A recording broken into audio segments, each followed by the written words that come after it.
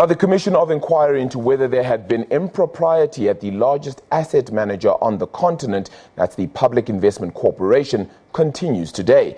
On the witness stand today is Dr. Claudia Manning, who served as a non-executive director at the PIC, and that's for just over 2.5 years until July last year. She has told the Commission that she decided to leave the organization when it became clear that the chairman of the PIC, that's Mondli Gungubele, who is also current Deputy Finance Minister, did not have confidence in the body by deciding not to oppose the UDM's move to propose that an investigation be done into whether the PIC board had conducted itself properly in terms of corruption allegations leveled against then CEO Dan Matjila. To elaborate further on what came out of Dr. Manning's testimony, we cross to Nompumelelo Siziba, of course, my colleague out in Pretoria at that inquiry into the fitness into the PIC's affairs, rather, should I say.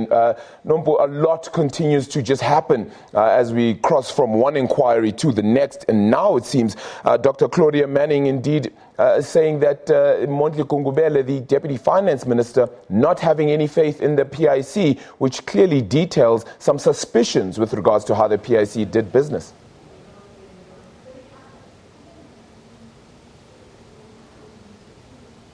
Thanks very much. Well, Dr. Claudia Manning gave her testimony today. She joined the PIC board as a non-executive director on the 1st of December 2015, and she decided to subsequently leave the organization on the 22nd of July 2018. She went through some of the things that happened during her tenure, and of course she was there during the time of the corruption allegations against the CEO at the time, Dan Matjila.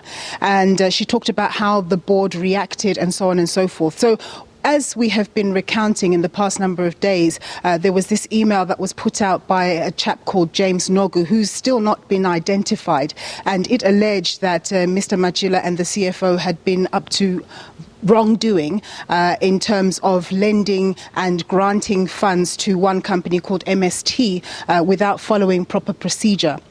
So she says when she was part of the board gave them an opportunity to respond to the allegations.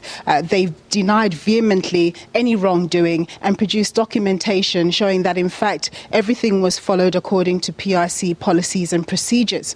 So then they later asked the internal audit to check and verify that indeed these documents were correct and that everything was in order, and they came back, that is internal audit, to say yes indeed all was well. But she noted that in fact Dr. Matjila, the CEO, he did admit that he did call a shareholder at a company asking him or the person to actually assist the lady from this MST company to assist her in paying off some of her funds.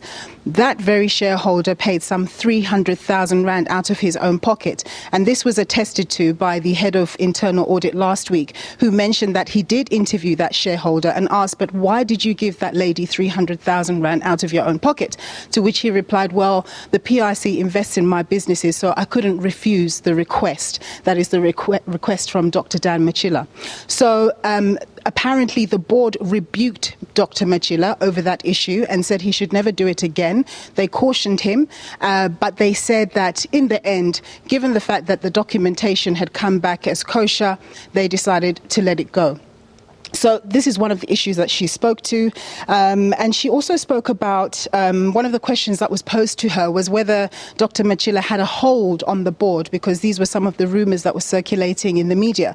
And she said that she found it offensive that people would believe such a thing, because a lot of the people on that board are professional, right-thinking people, and therefore the idea just doesn't make sense. And she says that in her interactions with Dr. Matjila and the CFO, they were professional, they were able to engage robustly on various issues, not even agree, but at the end of the day, she was able to speak without fear or favor in situations where they were around. So she doesn't buy into this idea that Dr. Matjila actually had a hold on the board. In terms of investments and the bad investments that the PIC has made, she talked about the IO deal, saying that she was a member of what they call the investment committee. She says that subsequent to the IO deal being done, it's only then that she and other members of the IC knew that this had happened. And when they interrogated the deal, they were not happy with it at all, and they did raise it. But of course, it was a fait accompli. The thing had been done. But one of the recommendations that they came out with was to say that in future, if you're going to make investments as management and they're more than 2 billion rand, then you have to bring it to us first, that is the investment committee, so that we can review that before any decisions are taken. She has obviously since left the organization and doesn't know what the limits are in terms of how much management can invest before having to take that to the investment committee. She also spoke about the Steinhoff deal, saying that pardon me, she spoke about the fact that they got it wrong, but she did mention that they got it wrong with every other asset manager that was invested in that company.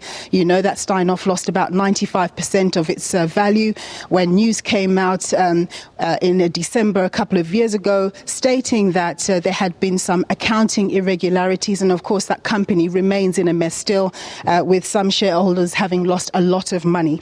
And then she talked about the reason why she left. She indicated that the reason that she left was when the Deputy Finance Minister, Mondli Gungubele, decided to almost not oppose the UDM's proposal that there be an investigation into whether the PIC board handled the whole corruption allegations properly, when he decided not to oppose that because he says he couldn't be absolutely sure that the board did handle things properly. She felt that that loss of confidence by him, she felt that she couldn't continue in a board where the chairman didn't actually believe in that board. She also spoke about a lot of factions and fracture within the board. She talked about the board having become dysfunctional, no longer being able to concentrate on the core of the business, which is investing, particularly government employee pension funds.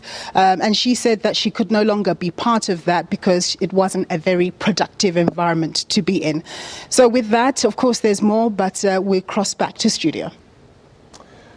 My colleague Nompumelelo Siziba, they're out at the Commission of Inquiry, of course, into the affairs of the Public Investment Corporation.